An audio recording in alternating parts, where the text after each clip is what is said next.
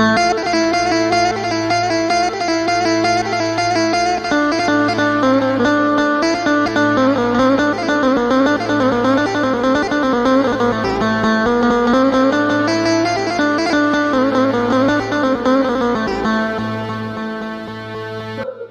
Pak Naib, untuk aturan perwalian dalam sebuah pernikahan yang benar menurut aturan itu sebenarnya bagaimana ya?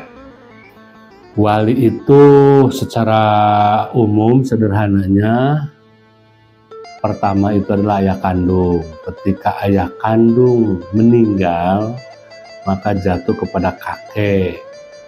Bapaknya bapak tidak ada, bapaknya bapak. Jadi bapaknya kakek.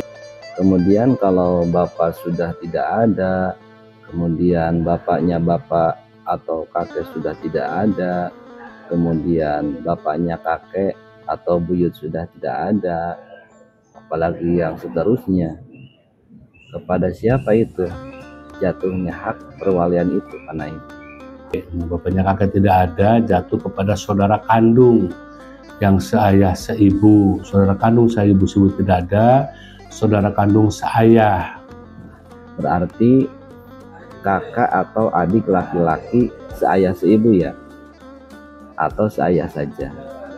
Nah kemudian kalau saudara kandung seayah seibu atau saudara kandung seayah juga tidak ada, nah kepada siapa lagi itu Pak Naib? Nah itu baru kalau tidak ada saudara kandung ayah yang seayah, paman atau uwa yang seayah seibu. Nah, yang saya sebut tidak ada, yang seayah, paman atau uwa yang seayah. Berarti paman atau uwa dari ayah ya. Nah kemudian kalau paman atau uwa itu juga sudah tidak ada, maka selanjutnya kepada siapa lagi Pak Naib? Jatuh kepada anaknya, uwa atau paman yang seayah seibu. Misal sepupu. Oh berarti saudara sepupu atau misan juga itu bisa menjadi wali nikah tatkala yang lebih berhak dari atasnya tidak ada. Hebat ya. Bukankah itu bisa dinikahi juga ya? Bagaimana itu? Nanti di waktu yang lain saja. Kemudian Pak Naib, dari sekian urutan orang-orang yang berhak menjadi wali dalam nikah, ayah, kemudian tidak ada ayah jatuh ke kakek, kemudian ke buyut, kalau sudah tidak ada kemudian jatuh ke saudara laki-laki yang sekandung, kemudian kalau tidak ada juga jatuh kepada paman atau uwa dari ayah, kalau tidak ada juga mereka maka itu anaknya paman atau anaknya uwa atau saudara misan. Nah apakah semua itu boleh diacak atau harus berurutan? Harus berurutan, tidak boleh diacak. Satu contoh misalkan tadi ada saudara kandung yang seayah, sementara ada juga saudara kandung seayah seibu. Saudara kandung seayah usianya 25 tahun, saudara kandung seayah seibu usianya 21 tahun, ya tetap harus saudara kandung seayah seibu. Jadi urutannya harus jelas, tidak bisa diacak. Nah jadi dasarnya kan begini, wali itu ada dua, ada wali nasab, ada wali hakim. Nah wali nasab seperti tadi urutannya kurang lebih. Nah kemudian kalau dari sekian rangkaian atau orang-orang yang berhak menjadi wali dalam nikah semuanya tidak ada, kata orang Sunda mapoitun obor, ya. Lalu kepada siapa lagi orang yang berhak menjadi perwalian dalam pernikahan tersebut Pak Naib? Nah ketika sudah tidak ada walinya, itu baru pindah ke wali hakim. Wali hakim itu banyak sebab, salah satunya tadi ketika urutan nasab sudah tidak ada, jatuh ke wali hakim namanya, atau disebut wali hakimnya karena qat'iyul wali, putus baris wali, sudah tidak ada lagi walinya. Nah yang kedua, wali hakim jatuh karena beda agama karena pembunuh. Beda agama, tidak ada yang seakidah, ya justru walinya pindah wali hakim. Pembunuh sudah ada seakidah, walinya wali hakim. Nah, terus lagi ada misalkan si bapak nih perceraian dengan ibunya, dengan bapaknya pengantin, terus si bapak tinggal di mana? Menurut informasi masih hidup, tapi nggak bisa dilacak, udah dicari segala macam, nggak temu, tapi masih ada. Nah, itu walinya jatuh ke wali hakim, nggak bisa pindah ke yang lain tadi. Walinya wali hakim dengan alasan ghaibul wali, ada tapi tidak tahu keberadaannya di mana. Nah, itu. Atau ada, misal kita ada di Gantar, walinya ada di Kalimantan. Nah, di Kalimantan nggak bisa datang. Terus mencari kawah yang terdekat juga tidak ada di hutan. Nah, kalau kayak gini pindah wali hakim dengan alasan walinya tidak bisa dihadirkan gitu. Nah, kemudian dalam perumpamaan atau contoh yang tadi dicontohkan oleh Pak Naib, keberadaan walinya atau wali nasabnya itu jauh seperti ada di Kalimantan, sehingga sangat sulit sekali untuk menghadirkan beliau sebagai wali nasab dalam sebuah akad pernikahan. Nah, bagaimana solusinya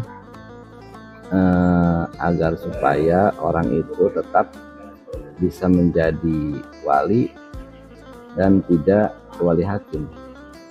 Apa solusinya? Datang ke KUA terdekat di Kalimantan, terus menyampaikan kepada kepala KUA, Pak, saya punya anak perempuan tinggal di Gantar, kecamatan Gantar, Kabupaten Indramayu, Provinsi Jawa Barat, besok menikah, saya tidak bisa hadir. Nah, nanti pihak KUA berdasarkan di mana bapak itu berada membuatkan surat namanya Taukil Wali Bil Kitabah, bikin surat perwalian, perwakilan. Nanti dikirim ke sini, ke KUA Gantar. Nanti KUA Gantar melaksanakan pernikahan yang bersangkutan itu menggunakan wali nasab, itu berdasarkan tadi laporan dari bapaknya yang menyampaikan tentang perwaliannya di KUA wilayah Kalimantan tersebut. Kemudian maaf nih, agak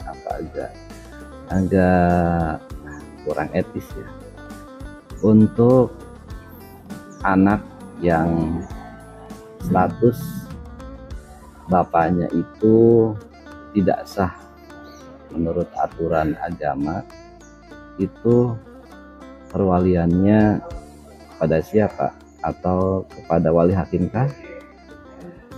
Ya, bisa diindikasikan seperti itu, karena memang dia tidak punya bapak yang jelas dan tanpa pernikahan. Kemudian selanjutnya saya juga pernah menemukan kasus yang seperti itu ya. Jadi dengan alasan perasaan, kemudian dapat tersinggung, jadi anak yang ayah kandungnya itu tidak ada atau yang di luar nikah, nah kemudian diupayakan seolah-olah beliau itu adalah ayah kandung yang sah. Nah, itu bagaimana Pak Naib? Nah, ketika ada bahasa tersinggung, ya memang hal yang wajar manusiawi ya. Tapi kita juga punya definisi, punya dalil, punya filosofi. Sekecil apapun kesalahan pasti ada hukuman. Inilah sanksi sosial. Islam sudah jelas. Nah, Islam sudah jelas memberikan sebuah aturan bahwa kita apabila yang demikian ya pakailah. Apalagi kita di Indonesia ada sarana namanya KUA, nikah yang benar gitu. Aduh, kasihan sekali ya bagi anak yang tanpa ayah karena orang tuanya hamil di luar nikah. sangat kasihan sekali. Jadi perwaliannya itu otomatis jatuh ke wali hakim ya, jangan diakal-akali. Itu akan berdampak pada perzinahan yang berkelanjutan. Karena apa? Karena tatkala itu dinikahkan oleh wali yang tidak sah, meskipun itu adalah bapak biologis katanya, maka pernikahannya juga tidak sah, dan zina lagi terus menerus seperti itu. Ya, karena itu benar kata Al-Quran, wala taqrabu zina, jangan engkau sekali-kali mendekati zina, karena itu sangat menjijikan, sangat membahayakan. Nah kemudian Pak Naib, kemarin ketika kita melaksanakan apel di Kecamatan Gantar, ada sebuah gagasan, yaitu GAS, Gerakan Sadar Nikah Tercatat ya kalau nggak salah. Itu bagaimana itu maksudnya dengan GAS itu? Ya, itu GAS itu kan akibat ya.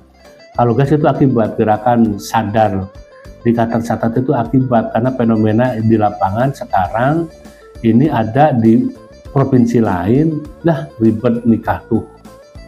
Harus daftar ke KUA, harus bayar, udah punya anak mending cocok, kalau nggak cocok berantem, lari ke pengadilan, bayar lagi, udah disidang, tetap pengetat, belum harus memberi nafkah, harus ini harus itu. Ya daripada kayak gitu, hari ini kan suka sama suka. Nah, daripada terjadi demikian, dan sebelum terjadi muncullah gagasan GAS, Gerakan Sadar Nikah Tercatat. Itu lagi Pak Naib, terkait batas usia minimal bisa menjadi wali nikah menurut negara kita. Karena ada gambaran yang menjadi wali nikah itu adalah adik kandungnya. Yang namanya adik kandung itu pasti usianya di bawah yang dinikahkannya. Nah menurut negara kita itu sebenarnya berapa sih usia minimal bisa jadi menjadi wali nikah itu? Nah, jadi untuk umur wali berdasarkan Undang-Undang Nomor 1 Tahun 74 dan perubahan Undang-Undang Pernikahan Nomor 16 Tahun 2019, wali itu sekurang-kurangnya 19 tahun. Jadi ketika pertanyaannya apa boleh wali umurnya di bawah pengantin, tergantung. Jadi patokannya sekurang-kurangnya 19 tahun untuk wali.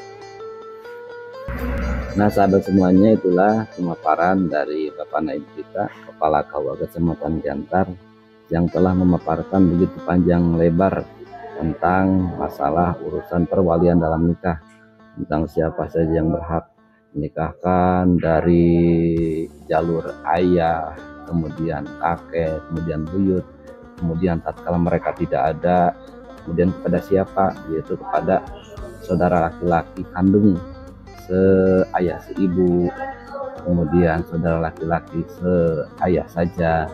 Tatkala mereka tidak ada, kemudian jatuh kepada paman atau uak dari ayah, kemudian mereka tidak ada juga, jatuh kepada anak laki-laki dari paman atau uak tersebut.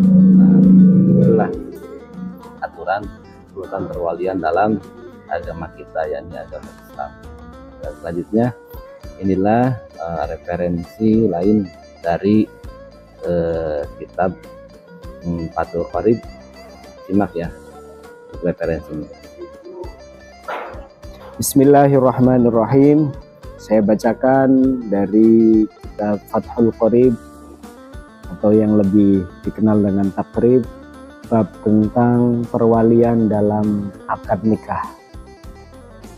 Qala al-musannifu rahimahullahu ta'ala wa nafa'ana bihi wa bi'ulumi fid dharain amin. Wa awla al-wulati al-abu thumma al-jaddu abul ab thumma al-akh lil-ab wal-um thumma al-akh lil-ab thumma ibnul akh lil-ab wal-um thumma ibnul akh lil-ab thumma al-ammu thumma ibnuhu ala hadha tartibi. Penjelasannya adalah orang yang paling berhak sebagai wali ya dalam sebuah pernikahan yaitu sesuai urutannya. Yang pertama adalah al-ab, seorang bapak dari calon mempelai perempuan. Bapak di sini adalah bapak kandungnya tentunya ya. Itu pertama. Berikutnya yang kedua adalah seorang kakek atau bapaknya bapak tersebut ya. Seorang kakek ini dengan catatan bapaknya sudah tidak ada, maka baru berpindah kepada yang kedua, itu seorang kakek yang berhak menjadi wali dalam pernikahan. Kalau kakek sudah tidak ada, bisa ke atasnya lagi. Ke atasnya lagi hari ini mungkin sudah jarang ditemukan. Nah, berpindahlah ke urutan ketiga, yaitu al-akh asy-syaqiq, saudara laki-laki sekandung, saudara dari perempuan, calon perempuan tersebut, calon mempelai perempuan. Apabila mempunyai saudara laki-laki sekandung, maka dialah yang berhak menjadi seorang wali. Kemudian apabila tidak ditemukan, maka berpindahlah ke nomor 4, saudara seayah. Tadi saudara sekandung, apabila tidak ada maka beralih pada saudara seayah.